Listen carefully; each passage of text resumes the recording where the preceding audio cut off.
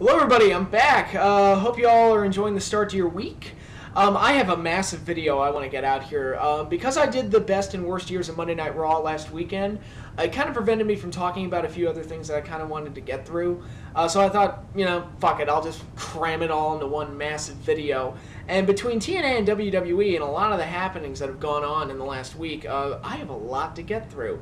And I have so much to get through that I had to take notes to keep the whole goddamn thing organized. So let's put on the spectacles so that I can actually read my chicken scratch. And let's go. Starting with TNA, I wanted to get into what happened on Impact this week. And this is going to be a running theme throughout the entire video. And it's something that I talk about a lot. And it really annoys me. I've talked about it with various other companies, not just TNA, not just WWE, just in storytelling in general. If your villains cannot be taken seriously, and if they can't beat the good guys, then that does not lend itself to long-term storytelling. You need to be able to have your heels build up their heat. And they were doing that with the aces and eights early on, when they first started, and you didn't know who they were, and they would come in out of nowhere, and sometimes they would show up, sometimes they wouldn't show up, and there was a lot of mystery surrounding them, and they were a legitimate, threatening faction because they actually beat the hell out of people. And even coming out of Bound for Glory, and after Luke Gallows got unmasked, you know, they injured Magnus, they injured Mr. Anderson at one point, they injured Eric Young, they attacked Sting. They were really building up their heat as this really dangerous faction that now had permission to be in the Impact Zone. All right, that's all well and good. I'll go along with that. You know, some people criticize that guys like Luke Gallows and Mike Knox aren't the type of guys, and even Brother Devon are the type of guys that you don't want to build a top heel faction around, and they need some kind of a spark. And I would agree with that, but at least it's like, okay, you're making him look strong, so okay, I'm cool with that. For whatever reason, in the last month or so, they've looked like bitches. I mean, they keep getting their asses kicked left and right. Bully Ray can go out there and chase them all off by himself. And it's like, okay, that's happened a couple of times, which kind of makes me think that Bully Ray's going to turn heel or whatever and join the group, and that's just a ruse. But I'll get into Bully Ray in a minute. I mean, what happened to Mike Knox on Impact this week? And let me just start off by saying, you know, I like Mike Knox. I liked him when he was in the WWE. I think he's a solid big man talent. Luke Gallows, I'm not as high on, but he's okay, and he was solid. He's solid as a muscle guy. You know, somebody that just looks tough, and you need to make your guys look menacing just by having a big body there. You know, Luke Gallows, Doc, whatever they want to call him, is is okay for that kind of a role. If I were Mike Knox, I'd be pissed with the way I'd been handled last week. It's like, all right, so you have me injure Kurt Angle. That's what they do with Mike Knox. That's good. That's great. Okay, you're building heat on your heel faction. Okay, that's fine. Great, I'll go with that. And then 5 minutes later, he's doing a job to Sting. Well, you just undid his heat. I mean, you just ruined it. I don't understand why they even did that. It made no sense to me. It made no sense at all to me. And they just keep doing that with the aces and eights, is that they can't seem to gain any momentum, and so they just keep getting knocked back down. And it happened to Genesis too, and I'll get into Genesis in a little bit. And of course, the other thing I want to talk about coming out of Impact is that Bully Ray and Brooke Hogan are getting married. Ew. Ew. A part of me thinks that it's a joke. It's like somebody sat around and said, hey, who's the person least likely to be in any kind of a romance angle? Probably Bully Ray would top most people's lists. So there's like, hey, let's do it with Bully Ray, because it's funny to have him talk about like feelings and stuff. And, you know, God bless Bully Ray. I mean, he did his best to actually sell it. I mean, that guy's not... whether he hates being in this angle or not, I can't tell, because he's actually, you know, God bless him, he's trying to make it work. You know, I'll never question his effort in trying to sell that story. I hate wedding angles, and that's something that I've gotten really, really, really sick of, and I don't really have a whole lot of interest in this one either, especially since TNA's track record with wedding angles has been pretty bad, from Jay Lethal and SoCal Val and the Sanjay Dutt thing, and I think they did one other one. They did Jeff Jarrett and Karen Angle, which I think, didn't Kurt like drop poop on them or something? I don't know, something stupid like that. The best one they did was the one, it was Kurt and Karen, and the only reason that one was even remotely entertaining was because of AJ. If anybody remembers, AJ stole the kiss and made out with Karen Angle and then ran away. That was actually kind of funny. And that was the only one that they've done that's even kind of, sort of, even remotely almost entertaining. But wedding angles in general don't do it for me, and I'm not overly excited about this one. The only thing I can think of that they could do that would even be kind of interesting and give the Aces and Eights kind of a spark, if it's revealed that Bully's been with the Aces and Eights all along, and he marries Brooke Hogan just to get into the Hogan family or something, and gets some kind of power within TNA through that relationship. Basically plays Triple H. That's the only thing I can think of that would make this even kind of sort of work. I don't know. Maybe I'm just thinking too hard, but no, I'm not excited about a Brooke Hogan and Bully Ray wedding, especially since it's so rushed. And that's a problem with a lot of the wedding angles that they've done. WWE as well, is that they kind of rush it, where they didn't do that with AJ and Bryan so much, but like a couple, they'll be on screen together for 3 or 4 weeks, and then all of a sudden they're engaged and they're getting married. No one does this in the real world. One of the reasons that Liz and Randy worked so well in '91 when they did that wedding was because they had years and years and peaks and valleys built into that relationship, that it actually felt natural for them to do a wedding. It wasn't just, oh, they're a couple 1 week and then a month later they're getting married. It wasn't like that. There had actually been years invested into that relationship, both good and bad. But, the breakup, the falling out, them getting together, them getting back together, WrestleMania 7, all that stuff. And that's why that wedding angle works so well, and it's actually one of the best executed weddings in wrestling history, is that it actually gave us 2 characters that we actually cared about, we invested in the relationship, and then they gave us a payoff. Bully and Brooke did not have that at all. So I don't really see a whole lot that they can do with this. Maybe I'm wrong. Maybe it'll work. I don't know. I'll be interested to see what the ratings are, because I kind of feel like they're doing this for shock value, to try and score a rating, just to generate some kind of curiosity, which, isn't a bad idea to try and do that. But at other times, it's this just kind of feels cheap. I don't know. Not excited for it at all whatsoever. But that'll lead me into Genesis, which I did see. I watched it. I thought it was okay.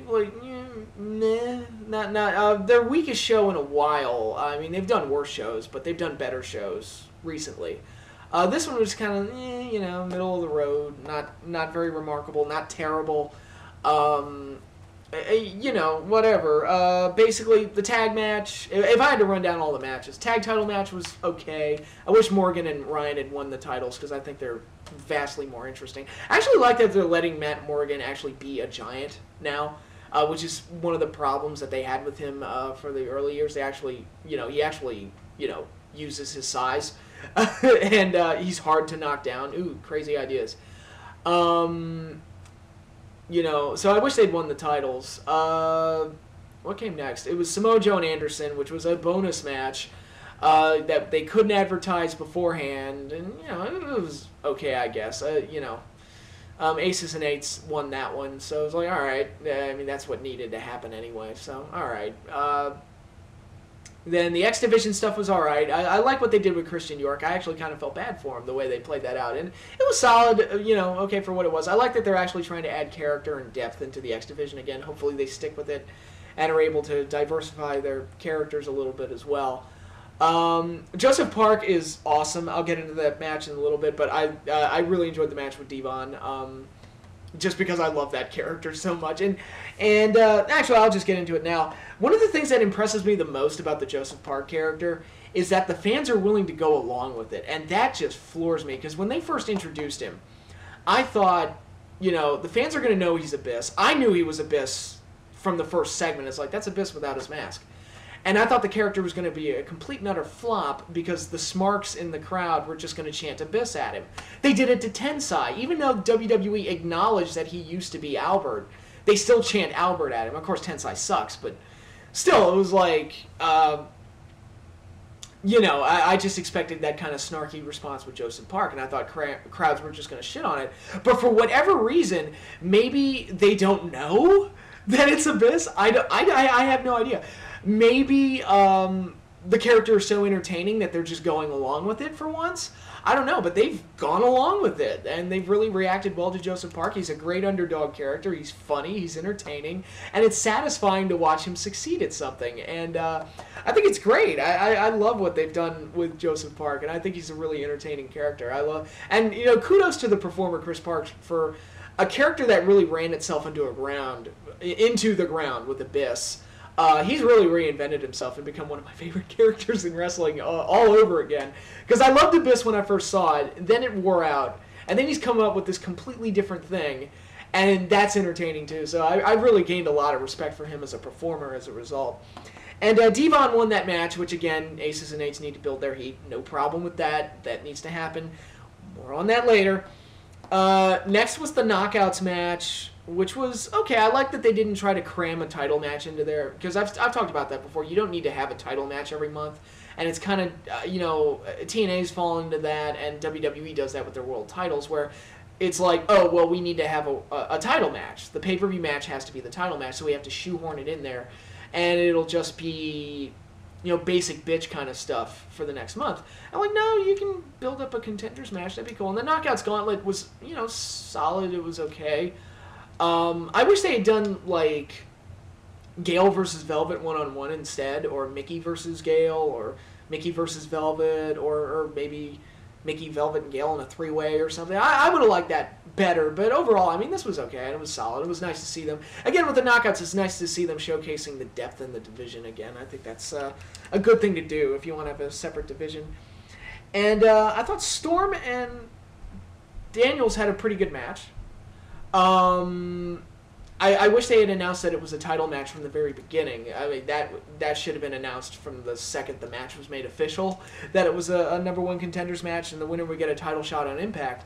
Daniels won, which is fine. I don't mind him getting a title shot. I don't know if I'd give him a run with the belt at this point, but I think giving Hardy some different opponents I think is a good thing to do. I do like that they're doing the match on TV the way that they are. They're not just giving Daniels the title shot immediately on Impact. They're actually going to hold it off until the next week.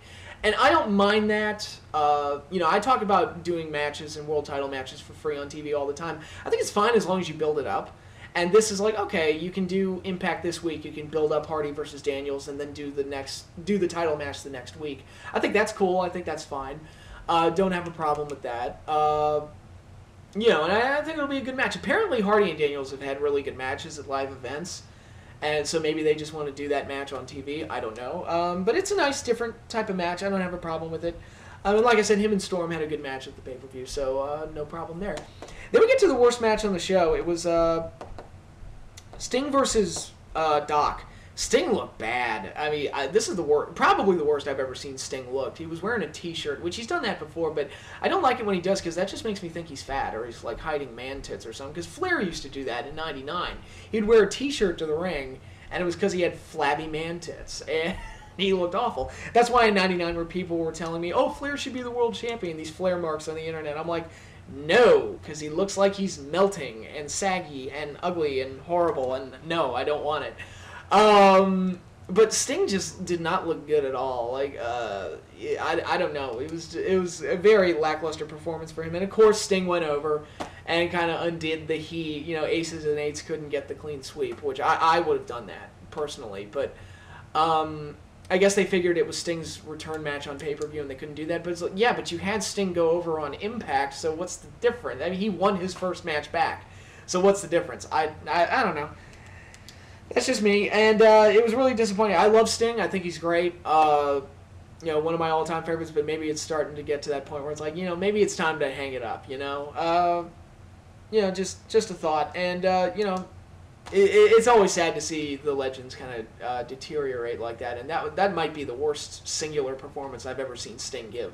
As far as individual effort goes, I was like, wow, he didn't look good at all in that match, and that was kind of disappointing. But moving on, as bad as that match was, I thought the main event was really good. I really liked that match, and it was one of those main events where I'm like, okay, I know Hardy's going to win, so who cares?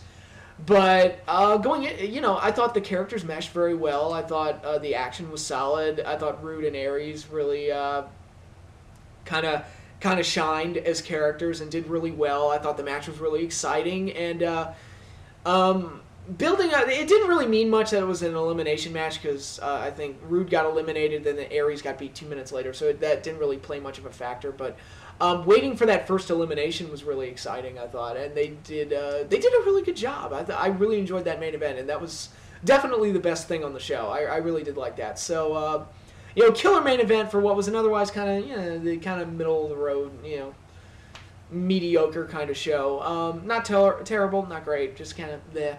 But all this talk about a TNA pay-per-view, that kind of leads me into another major development that happened with TNA this week, and that's their new pay-per-view format. And let me start off by saying that I don't think Genesis is not an indicator of whether or not this format is going to work. They wanted, and basically the change is that they're going to do the 4 big pay-per-views of the year, which will be Genesis, Lockdown, Slammiversary, and Bound for Glory. And all the months in between, they're going to do these taped pay-per-view. They're called one night only, taped pay-per-view specials at a heavily reduced price that they can produce for dirt cheap because they're taped, and they offer for a lesser price and cool beans, whatever. I don't think this Genesis was an indicator of whether or not that format is going to work because they just made the announcement the week before the pay-per-view, and they're still kind of. It wasn't made official yet, so I don't think that this is really part of that format. Plus, the final resolution was just a month ago, so they're still working under that 1-month build type of format. So I don't think. Plus, this one was also in the Impact Zone. Thank God it'll be the last live pay-per-view in the Impact Zone. I'm so sick of that venue. You have no idea. But I think the real test will be from Lockdown to Slammiversary, because that'll be there'll be 3 months in between those shows. There's no pay-per-view in between now and Lockdown, but I think because of all the stuff they have in place, they gotta kind of get through all of that stuff, finish it up at Lockdown, and then it'll be like, okay, what you do in the 3 months between Lockdown and Slammiversary. That's where I think it really put to the test of whether or not TNA can pull off this format. And if you've listened to my videos, you know that I've been an advocate of reducing the pay-per-view schedule. And this technically isn't doing that because you do have these one-night-only pay-per-views, which I'll get into in a minute. But I do like this format of 4 big shows, and all of our television is going to be worked around building up to these 4 big shows. That, to me, should add a lot of build to big matches. It'll reduce heavily reduce rematches, which is really a problem with the once-a-month format, where you'll get 3 or 4 pay-per-views in a row that look exactly the same because it's all just rematches, and something that's a major pet peeve of mine. But it should reduce that. I think it'll build more excitement for the bigger shows. I think having all the 4 big shows on the road will definitely help make those more exciting. I think it'll feel like I'm actually waiting for something big rather than just like, okay, well, it's that time of the month again. And I hope it works. I'm an advocate of this format. I hope it works. I hope it pays off for TNA big time, because I think this is probably what they should have been doing all along, from when they started doing pay-per-views in 2004. So I like that. I think the pay-per-views they selected to be the big 4 are spaced out fairly well. Lockdown, Slammiversary, and Bound for Glory were already their 3 big ones, and Genesis is at the start of the year, so that makes sense. It comes a couple of months after Bound for Glory, so again, makes sense. Nice spacing there, and I think it's a good idea. I think it's a really good idea. And I hope it pays off, because I think if TNA does it right, if, God damn it, and I say this a lot, if they fucking do it right, which I say that a lot on this channel. If WWE does this right, or if TNA does this right, we'll get something great, and it usually blows up in my face. But but if they do this right, I think it could make their product a lot more exciting, and hopefully create some better things for them. As for the one-night-only pay-per-view specials that they're doing, it really reminded me of the in-your-house format that WWE did, except they're taped and not live. The in-your-houses were live.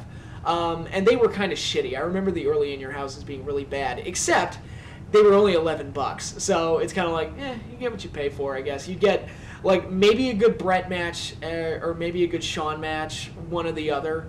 If you were lucky, maybe both.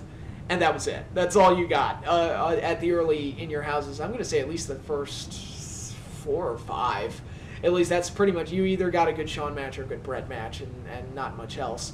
But you're only paying $11, so can you really say you were ripped off? And these things, okay, I don't like that they're taped pay-per-views, but, you know, again, they can produce them for dirt cheap, and they're offering them for only $15. And I looked at the schedule of some of the ones that they're doing. They taped the Joker's Wild Tag Team Battle Royal or whatever, which sounds a lot, and I read the spoilers, sounds a lot like the Battle Bowl that WCW used to do. Actually, Starrcade 91, I think it was 91, was the Battle Bowl, where it was a bunch of tag matches, and then all the winners of the tag matches would be in some specialized Battle Royal, and Sting was the ultimate winner of that Battle Royal. I think they did a couple more. I think Muta won one, and I'm almost certain that Diamond Dallas Page won another one, because that was, I remember that was the match where I fell in love with the Diamond Cutter, because DDP just went in there and was just diamond cuttering bitches left and right. Cutting. There we go. Diamond cutting bitches. There we go. I should never make fun of Michael Cole or Jerry Lawler ever again, the way I talk sometimes. But, yeah, but it sounded really interesting. It's like, okay, that one sounds like the Battle Bowl. They've got a World X Cup lined up. They have a hardcore-based one that's going to be a pseudo ECW reunion, which I'm not a fan of ECW reunions at this point because we've gotten like 18 of them. But, you know, whatever. There's a big X Division one that they taped as well that sounded pretty good. It'll have Jerry Lynn's retirement match, which I might check it out just for that. There's like a big TNA original special that they're doing. There's a TNA World Cup, which is kind of like the X Cup, except it mixes X Division with heavyweights with tag teams, and that's like, that one actually sounds more interesting to me because it's diversifying styles, and I'm like, okay, that one sounds really good. So a lot of these specials sound like fun too, so I might even check those out. And at a reduced price, they might be worth it. Who knows? And I guess it's a good way to kind of please the diehards that order all the pay-per-views. Give them something special once a month. They're cheap.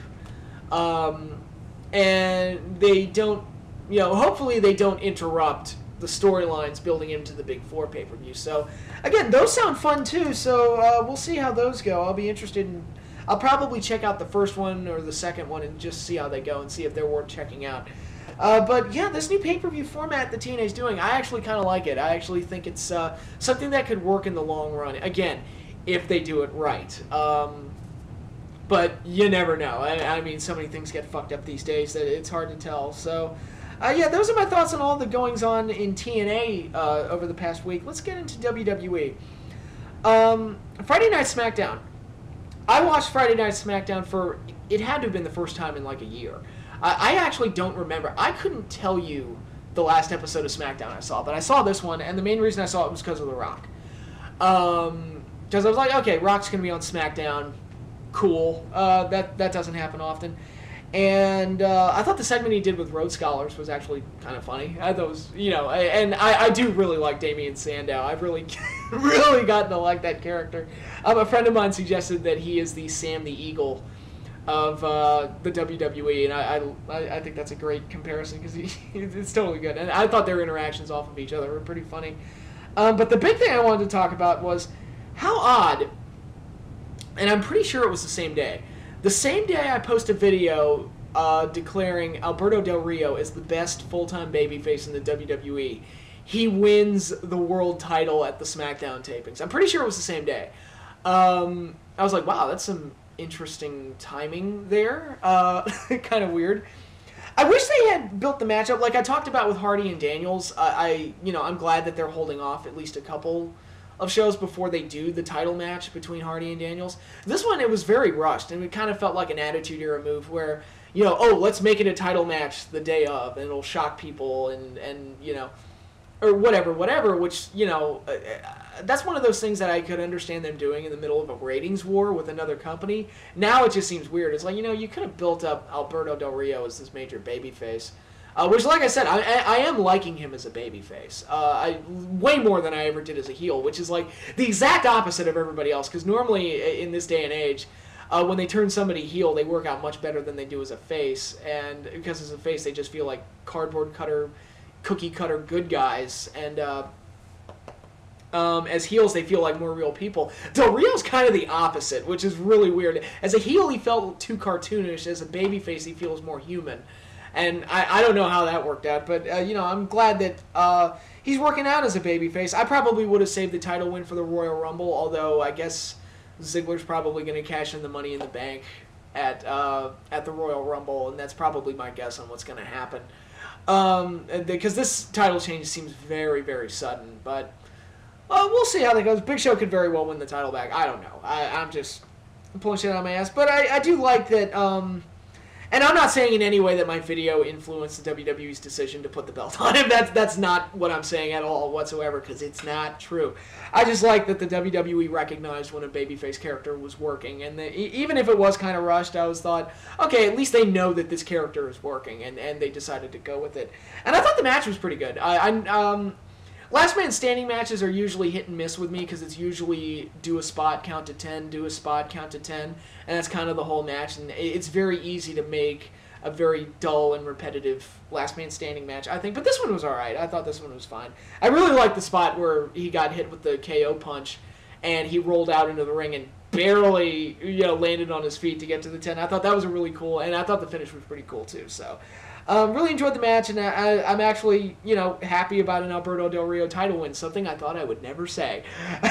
So, hopefully he's able to carry things well as a babyface. And actually on Raw, the 20th Anniversary Raw, which I'm taping this video right after I got done watching it, so it's still fairly fresh in my mind. It was kind of cool to see a babyface champion come out, and I was like, wow, I actually like our babyface champion for once. It's kind of weird. It kind of, it's a good feeling. I like it. But a lot of stuff to get into with the 20th Anniversary Raw, and I'm hearing a lot of negativity based about the show. The general reception that I've gotten just from reading the message boards and some of the reviews is that the show's being negatively received, to which I say, I didn't think it was terrible. I was kind of like my thoughts on Genesis. I was just kind of, wasn't great, wasn't bad, just kind of, I did have a couple of things I wanted to comment on. One of the things that people are complaining about is that a lot of legends didn't make it on this show. And I'm talking no Austin, no Shawn Michaels, no Undertaker, whatever. A lot of legends didn't show up on the show like they thought they would. Especially Austin. I mean, that's a big one. It seems like whenever they do a big Raw, people expect Austin to show up. To which I say, and I know I predicted that Steve Austin versus CM Punk is going to happen at WrestleMania. I still think that match is going to happen at WrestleMania. We'll see if that's the case. But if it doesn't, and if Austin never shows up on WWE television again, is that really going to be the end of the world? Does it really make Raw a bad show that Austin didn't show up? They didn't advertise that he was going to be there. As far as I know, there was no teasing or hinting that he was going to be there. They just said it's the 20th anniversary, and if you assume that Austin's going to be there, that's on you. And I'm thinking, can we just accept that Austin's done? I mean, can we let it enter our brains that Austin's done, and he might never appear on a wrestling show again? Because eventually we're going to have to learn to live without him. And I'll be perfectly honest, Austin has not entertained me since... God, 2001? And that's being generous? Because it's like, look, because whenever he comes back for these special appearances, it's the same thing. He gets into the ring with some poor sap. He says, what, 80 times. Then he has a beer with this poor sap. And then, oh no, he gives him the stunner. And then he hits the corner, drinks beer, and that's it. I mean, it's just, wash and repeat. Actually, when he had the t-shirt, arrive, raise hell, leave, I'm like, yeah, that's pretty much... That's Austin. He's set to a formula. And the Stone Cold Steve Austin character, when it was at its best in 97 and 98 and 99 and 2000 and whatever, he was at his best when he was unpredictable and you did not know what he was going to do. You didn't know when he was going to show up. All you knew is that he was dangerous, and if he did do something, it was going to be bad. And to reduce him to this paint-by-numbers formulaic comedy routine... I'm sorry, I don't give a shit. I mean, if either be the cool Austin from the late 90s or get the fuck out. I don't care if you show up. And, it's PG now, so he can't curse up a storm, so it's like the character's watered down from that aspect. He can't flip people off. So I'm just not overly interested in seeing him again. I don't think there's anything to really be gained. Now, the one that didn't show up that kind of disappointed me was Brock Lesnar, because I keep thinking, it's like, all right, he's going to wrestle at Mania, I assume, and you got to start thinking, it's like, all right, do you have a plan for Lesnar at Mania? What is the plan? Because you should probably start doing it now. Even if you do Triple H and Lesnar again, which By God and holy heaven, please don't do that match again. If that's what you're going to do with him, you know, you might as well start planting the seeds now, because you got to start doing that. But yeah, overall, like, legends not appearing on the show doesn't bother me, because I feel like, you know, they should be able to put on a good show without that, and we should be able to have faith in them to put on good shows without having to rely on nostalgia tricks. You know, that's just my opinion. I can live without Austin. Okay, I've seen it. Okay, I can tell you how one of his segments is going to play out. If you want to shock me, actually make him dangerous and unpredictable again, and then we'll talk. But as far as him actually showing up for special appearances, I don't care. And then another thing I wanted to get on was heels not gaining any momentum. And that was my major problem with the show tonight, is that it felt like a lot of the baby faces went over the heels, and the heels didn't really get a lot of momentum in any way, shape, or form. You know, the Shield kind of got bitched out in the segment with Foley.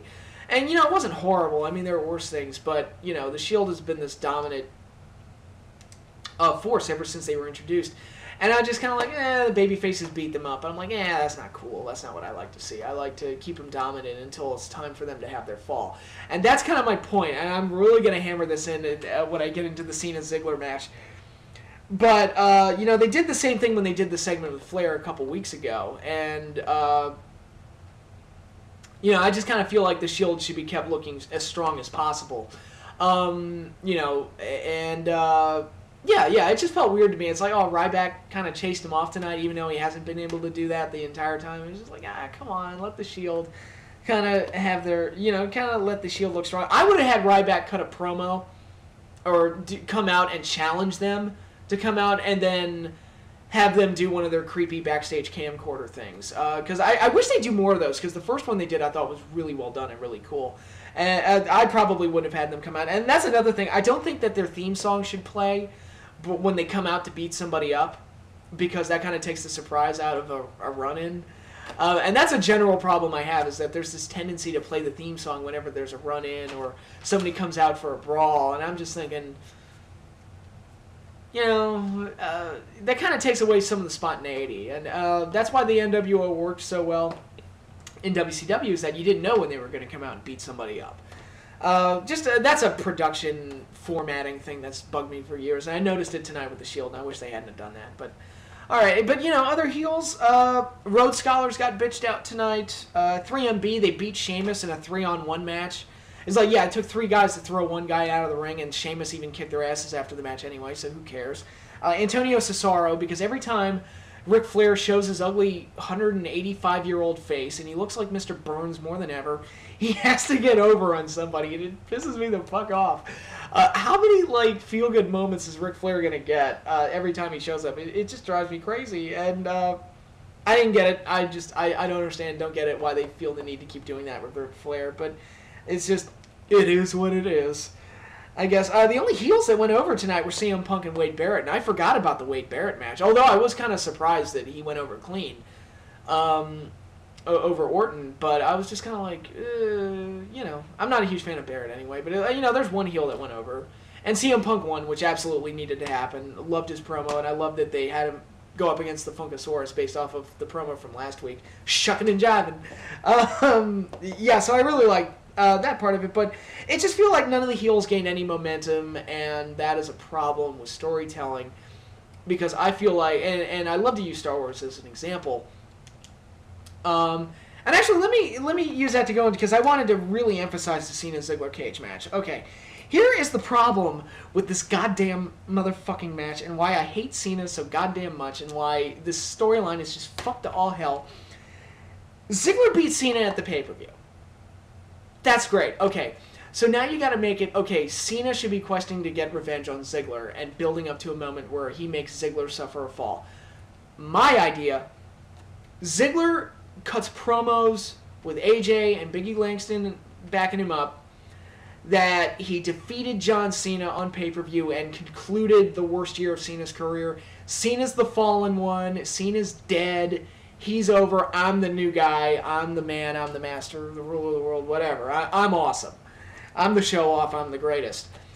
Ziggler should be untouched. Like, his heat should keep building, and building and building and building until the Royal Rumble. And yes, we all know that Cena's going to win the Royal Rumble. I think if it's not him, it's going to be Ryback. I've already settled on that. So, okay, if Cena's going to win the Rumble, and he's got to continue this feud with Ziggler, okay, you keep Ziggler untouched and building his heat, building his heat, building his heat, building his heat, and then you do the Royal Rumble. They're both in the match. It comes down to Ziggler and Cena. Cena last eliminates Ziggler. Cena gets his win and gets his revenge on Ziggler in the process.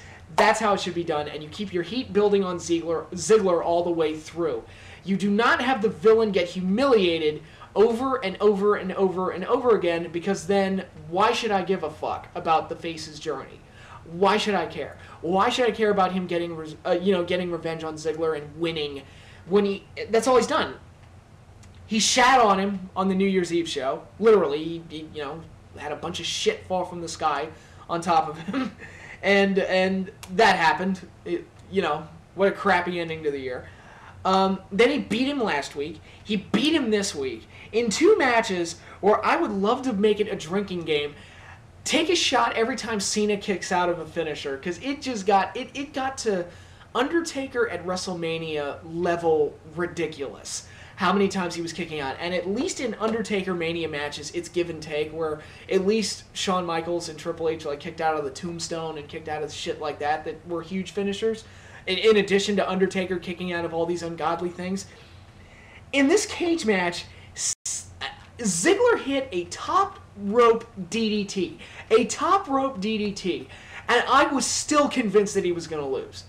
That's how bad it was, to where I'm like, Cena's going to kick out. I'm like, 1, 2, oh my God, I'll pretend to care. Because I just know that that's how it's going to play out. And I'm like, he's going to hit the AA or the FU, and it felt like an FU. And that's it. And sure enough, Biggie Langston interfered. He slammed the door in his head. He kept him from hitting the floor. Ziggler hit the zigzag. He hit the sleeper hold, which the sleeper hold spot was actually pretty cool. I thought that was pretty creative. And all these ungodly, it was just kick out after kick out after kick out. It was the same thing as last week. Kick out after kick out after kick out. And then AA, it's over. And I'm just like, oh my God. And so why should I care about Cena getting his revenge on Ziggler now? Because he's already done it. So this thing that I mapped out for the Rumble, where Cena last eliminates Ziggler to get the win, can't do that now. They'll probably do it, but it would be stupid to do it now because he's already humiliated him 12 times. Who gives a shit? And it got to a point where I was laughing, and this is when people get frustrated with Super Cena, this is the kind of shit that we're talking about, where it's like, nothing can beat this guy. What the hell does Ziggler have to do to keep this motherfucker down for 3? I mean, Jesus. It got fucking ridiculous. I was just sitting there like, I just couldn't believe what I was watching. It was the top rope DDT was where I just like, oh my God. I just throw my hands up in the air and it's like, well, I'm just waiting for the AA and the win now. That's all there's time for here. And, it's like Star Wars. Going back to Star Wars. Vader needs to build his heat before he first confronts Luke. And the only, slightly damaging thing against him is that Luke blows up the Death Star, even though Vader survives. And Luke didn't even get the best of Vader. Han Solo did. So, okay. Vader was part of the faction that destroyed the Jedi. Luke had been told that he killed his father. Luke watched him kill Obi-Wan. He spent all of Empire chasing, capturing, and torturing Luke's best friends. He encased Han Solo in carbonite. So by the time Luke and Vader meet up in Empire, oh my God, Vader's like the most evil motherfucker on the planet. It has all this heat built into him. If Vince McMahon were writing Star Wars, Luke would have chopped Vader's head off at the end of the first movie, and then they would have come up with some other villain in the second movie, and Luke would have beat him too. And, and of course in Empire, Luke loses, he gets his ass kicked, which continues building Vader's heat into the third and final movie, which is the major payoff to everything. And you know what? You know where this mistake was made? It's called prequel Star Wars. Darth Maul is built up as the villain of the first movie, dies, we don't even know who he is, then he just dies. Okay, new villain in the second movie, it's Christopher Lee. I love Christopher Lee. Christopher Lee's fucking awesome. It's alright, they explain us a little bit who he is. Okay, that's cool. Oh wait, third movie starts, he just dies. Just because, he just dies. Okay, So then they introduce General Grievous out of nowhere. We have no idea who he is. Doesn't matter. He just dies. Okay, and, you know, none of the new villains in the prequel trilogy were able to build any kind of heat beyond the Emperor hiding behind the scenes, but we knew that was going to play out the way it did. But, you know, that's part of the problem. You need to let your villains, in long-term storytelling, you need to let your villains build up their heat. And whatever heat Ziggler built up at Money in the Bank, they've completely demolished the last 3 weeks. And I'm just sitting here thinking, even if you wanted to do the 2 matches, Ziggler should have won last week just to set up the cage match where Cena finally beats him. I mean, at least do that. At the very bare bones least, try to make it mean something that Cena beat this guy. And if Cena won last week, Ziggler probably should have gone over this week and just continued building his heat until the Royal Rumble. That didn't happen. It's just Cena has to win. He's immortal, Super Cena. It's 2013. It's a whole new year, so he's never going to lose. I have the feeling that's what it's going to be. And oh my God. And I'm like, you know, okay. And it's kind of that thing. It's like, all right, I hate Cena with a passion. I understand he's your poster boy, and that's why you're pushing him. If you want to make him the guy, could you at least meet me halfway and make the feuds building up to his big wins actually matter? You know, it's like, could you at least meet me halfway and get the mechanics of the build-up right instead of just feeding Ziggler to him 8 weeks in a row? Of course, I'm hyperbolizing that. It was 2 weeks, but still. I mean, the cage match became comical with all the kicks. I mean, it's like he's got a big-ass black dude as his muscle. He's got a girlfriend helping him out. He's hitting all his finishers, and he still can't beat this motherfucker. It reminds me of the Royal Rumble 2002. Rock and Jericho had a match. And the Attitude Era did this a lot, where no heel could win clean. And I'm not talking about heels winning clean, I'm just talking about heels winning to build their heat. But no heel could win clean. It had to be the most outlandish things. And in this match between Rock and Jericho, I think there was a chair shot, a low blow, Christian interfered. I think there was a ref bump at one point that led to some shenanigans.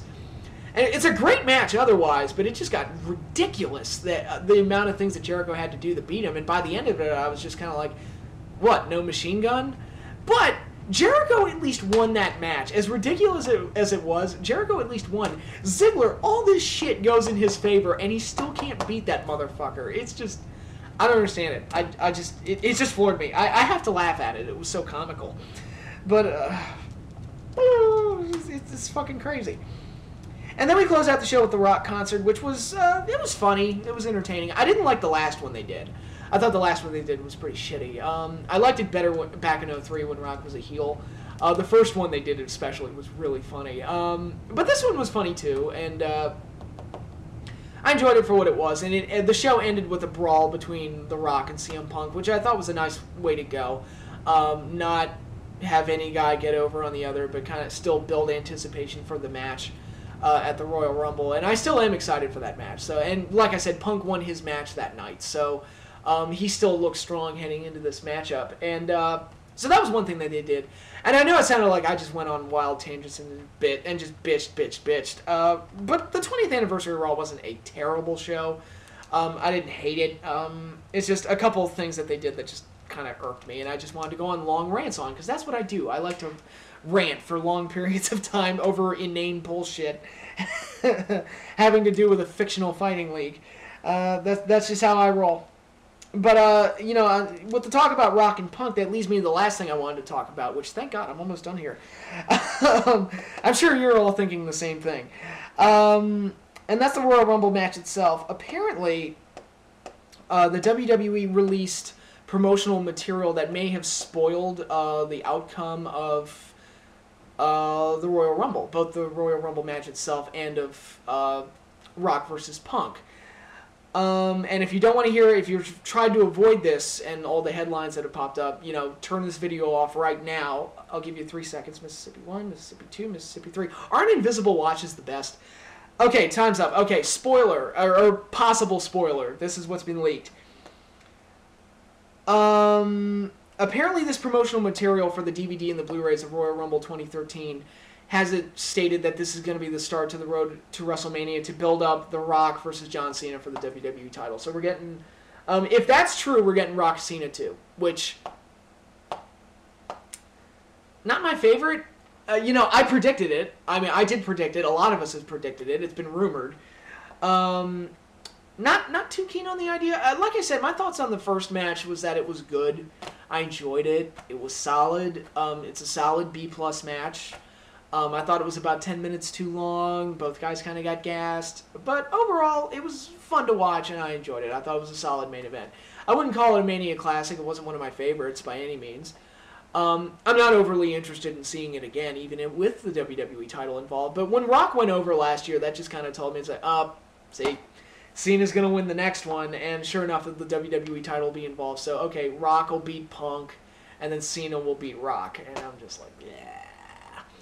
You know, I'm trying to think of other possibilities they could do for WrestleMania. Ooh, excuse me. I was thinking they could have, you know, just to change things up a bit, I was thinking maybe they could have Brock Lesnar interfere at the Royal Rumble match, help Punk win, and then that'll set up Rock versus Brock at Mania, and then Cena wins the Rumble, and you'll get Punk and Cena at WrestleMania, with Cena finally getting his win over Punk, because he's never beat Punk in a major pay-per-view match. Not since Money in the Bank 2011, so they can make that kind of the payoff. Again, I'm thinking, okay, if you have to have Cena win, and if you have to have Cena go over, okay, meet me halfway and do it right. And at least Punk has beaten Cena like 12 times, so the door is open to finally do that match where Cena beats Punk, and you can do that at WrestleMania. I'm not saying it's the most interesting match because we've seen it. Plus, the last 2 times they faced each other, it ended in a draw. The Raw 1000 and the Night of Champions match. So the window is open to do that match. So I don't know if they want to do that. Like I said, I'm not overly interested in seeing Cena and Rock too. I would like them to try something different and be a little bit more creative than that. Especially since it's also rumored that they're doing Triple H and Lesnar too. I'm like, really? Do we really need that match? I already did an entire video about why I don't want that match. But it is what it is. Hopefully the spoiler turned out to be false, and hopefully they do something a little bit more creative. But I'm not going to hold my breath for it because I was predicting Rock and Cena a while ago. So yeah, that's where we're at right now with professional wrestling. Phew, I got through all of that. I'll try and have another video out at the end of the week. I'm not sure what it's going to be about yet, but I'll bullshit something, I'm sure. I rambled long enough on this motherfucker, so I could do that. Hope everybody's enjoying, all you football fans out there. Hope you all got a hell of a lot of enjoyment out of watching the games this weekend. That Broncos-Ravens game, and kudos to both teams. That was one of the best games I've ever seen in my life, and major congratulations to the Ravens. See, there's, you know, with this being kind of the Ray Lewis retirement tour, I'm kind of pulling for the Ravens a little bit. Even though they beat us in the Super Bowl and Ray Lewis was the MVP of that game, I've got a lot of respect for Ray. So I'm thinking, yeah, that'd be cool if he went out with a Super Bowl win. And Atlanta Falcons, you know, I was so emotional watching Tony Gonzalez on the sideline when Atlanta finally won the game, and how happy he was to finally get a playoff win. Here's a guy that's Hall of Fame caliber, no doubt, and he's never won a playoff game before. And it touched me to see him get so emotional over that win, and I was really happy for him. And I was pulling for Atlanta for that reason. I was like, look, it's Tony's last season. Can he just get one playoff win? And by God, they did it. And that game became, especially in the last minute, it became a game of who's going to blow it. Atlanta's like, oh, we're going to blow it first. And then Seattle's like, we're going to blow it. We're going to ice the kicker when he missed the practice kick. And then we're going to let you kick the second field goal. Which, by the way, Pete Carroll, who called the timeout? Funniest goddamn thing ever. I laughed my ass off at that. And then they show the footage of him clearly calling the timeout. That was fucking hilarious. And then it was like, okay, Atlanta kicked the field goal, they won. It's like, no, we're going to fuck up the kickoff. Booyah. Now you got room to do a Hail Mary. Fuck it up now, Seattle. Oh, we will. We'll throw an interception on the Hail Mary. That literally, the last 30 seconds of that game was literally like a fuck-up contest. Who can top who? And it was exciting, but it was pretty funny at the same time. But, yeah, major congratulations to Atlanta for that one. And I'm pulling for both of those teams in the championship games. Nothing against 49ers. I would just prefer Atlanta to make it. And I hate New England. I'm sick of them. So Ray Lewis and the Baltimore Ravens, hope you kick their asses. And, you know, especially after last year's AFC championship game, I felt like the Ravens beat themselves. I don't feel like the Patriots deserve to win that game. That's just kind of me. I felt like the Ravens literally let it slip through their fingers with that drop pass and that fucked up field goal. Yeah, best of luck to everyone going into championship weekend. I mean, football, man, it's exciting. I love playoff football. It's great. It's great. And I was really excited with how everything turned out this week. So if you're a football fan, hope you're enjoying it as much as I am, especially if your teams are in it still. So, again, continue to enjoy that. But as far as wrestling goes, I'll try to have another video out this week. Again, don't know what it's going to be, but I'm sure you're sick of listening to me now, so I'm done, and peace out, everybody.